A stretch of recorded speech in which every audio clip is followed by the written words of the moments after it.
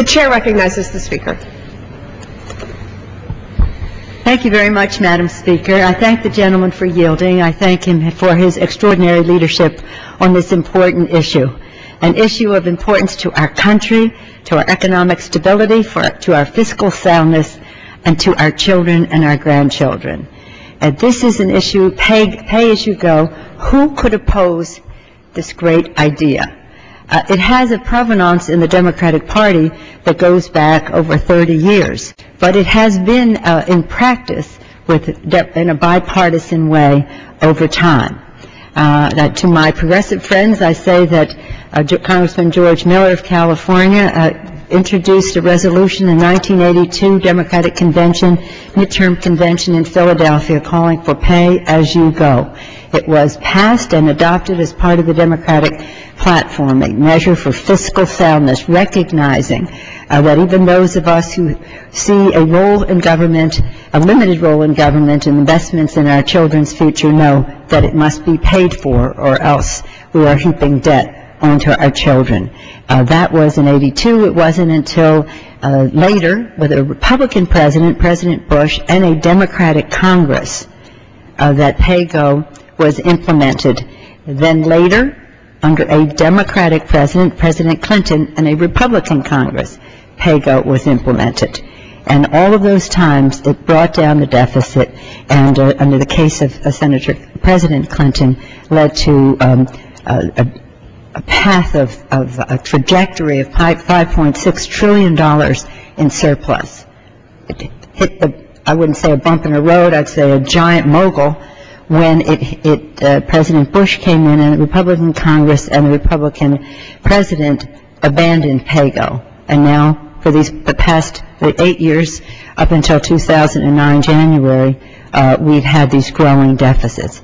Here we are again, sweeping up behind to get rid of the trajectory that we are on of increasing the deficit. So here it is. It's a historic day. I'm so very happy. When I became Speaker of the House, the very first day, we passed a legislation that made PAYGO the rule of the House. Today, we will make it the law of the land. That is because I talked about the progressive provenance of this idea, but because of the extraordinary leadership of the Blue Dog Coalition in the Congress.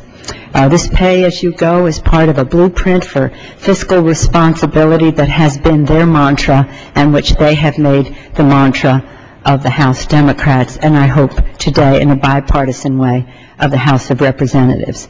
I commend Mr. Boyd for his relentless leadership on this subject, Baron Hill, author of the legislation, Jim Matheson, the leadership, Stephanie Herseth Sandlin, the leadership of the Blue Dog Coalition, and a person who has been a relentless and articulate spokesperson on this issue, John Tanner, whom I had the honor of following in this debate.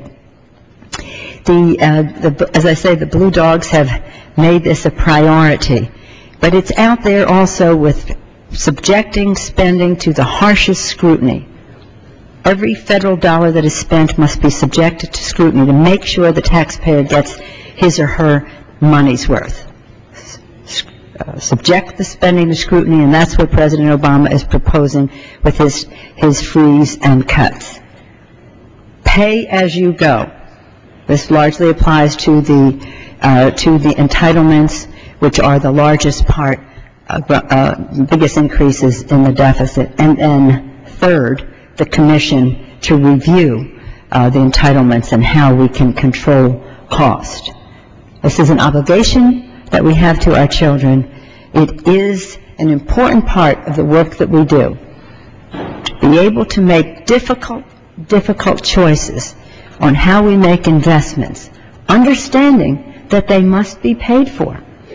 And so the luxury of just heaping bills with projects, whatever, or in terms of new entitlements, especially in terms of PAYGO,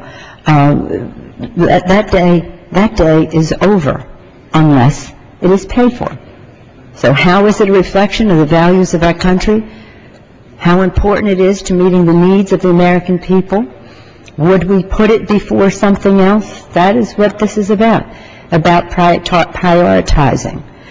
so that we can get on a path of deficit reduction, reducing the national debt, reducing the debt service.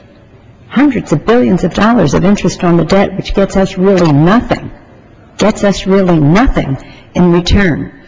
So the time is long overdue for this to be taken for granted, that the federal government will pay as it goes, that we will be on a path of deficit reduction, and that every action that we take and any bill that we take will have to meet the test.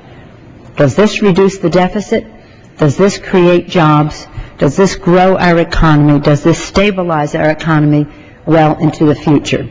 Central to all of that, and a very strong pillar of fiscal responsibility, is this PAYGO legislation that we have here today. I couldn't be more thrilled for what this means about the fundamentals of how we govern, how we choose, and how we honor our responsibility to future generations to reduce the deficit.